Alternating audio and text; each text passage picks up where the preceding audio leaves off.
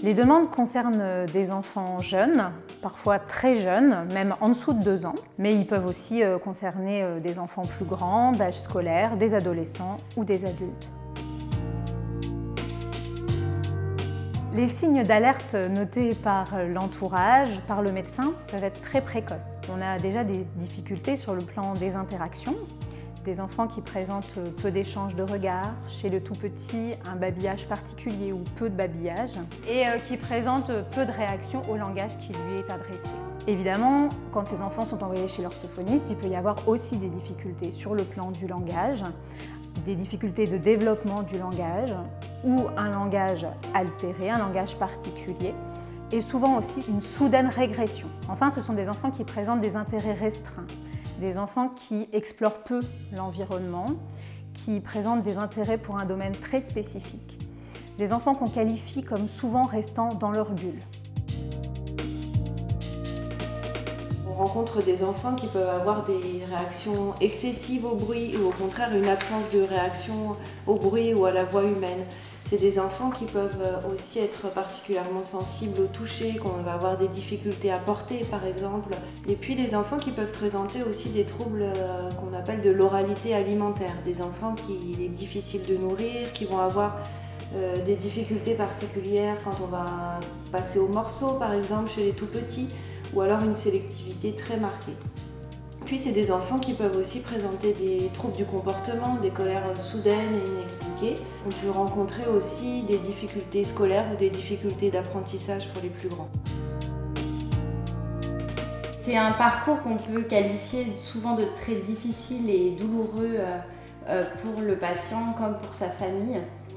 On a quand même souvent aussi des retours des parents qui ont souffert de remarques qui pouvaient être négatives sur leur éducation, sur l'éducation qu'ils ont proposée à leurs enfants ou voilà, très culpabilisantes parfois. Dans une très grande majorité des cas, ce sont les parents qui nous interrogent sur la possibilité d'un trouble autistique.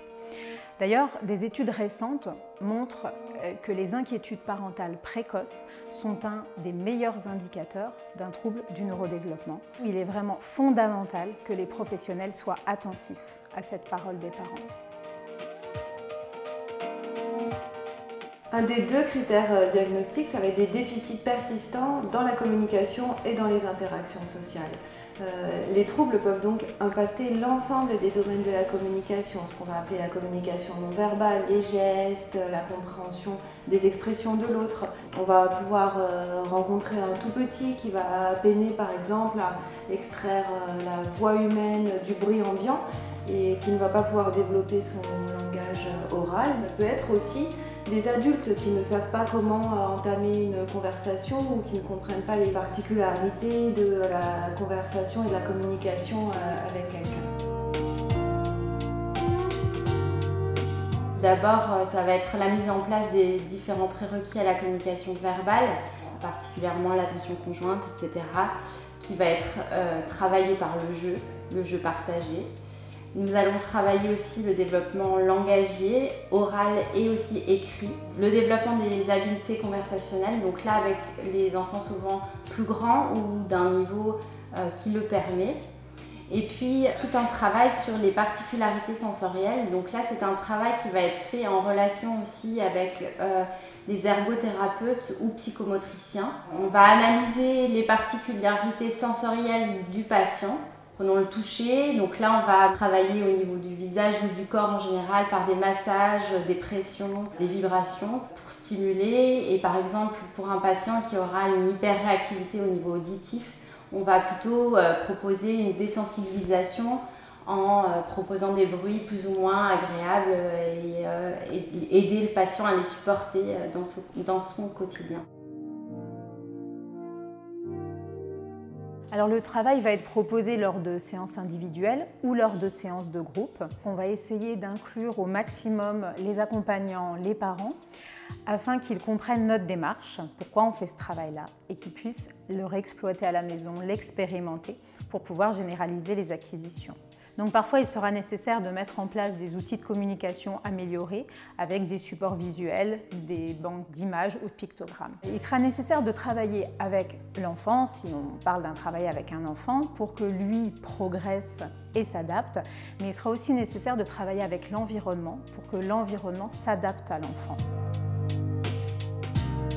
On devient quand même aussi une personne ressource entre guillemets pour la famille et l'enfant le sent aussi. Je pense que c'est vraiment un partenariat. Et quand on leur donne des outils, que ce soit des outils en images ou des outils verbaux, je trouve qu'on voit rapidement ce plaisir-là s'installer chez l'enfant. On va partir de leurs intérêts et on va construire à partir de ça, ce qui est plus facilitant pour nous et pour eux. On peut aussi avoir, comme dans le développement de l'enfant, des moments où il y a une forte progression et des progrès qui sont visibles et qui sont généralisés dans les différents lieux de vie. Et puis par moments, on peut avoir vraiment des moments de palier et même parfois de régression dans certains domaines. Il y a une relation à tisser. Il y a des moments effectivement où il va y avoir des explosions de langage, qui vont être très encourageantes pour tout le monde, et puis d'autres périodes qui vont être un peu moins enthousiasmantes. Peut-être aussi que notre objectif, c'est pas de faire devenir un enfant porteur d'autisme, de le faire devenir neurotypique. Notre objectif, c'est que tout le monde se sente mieux, en fait, je dirais. Alors, je parle des enfants là, mais que l'enfant se sente mieux, que sa famille se sente mieux, que les choses se passent le mieux possible.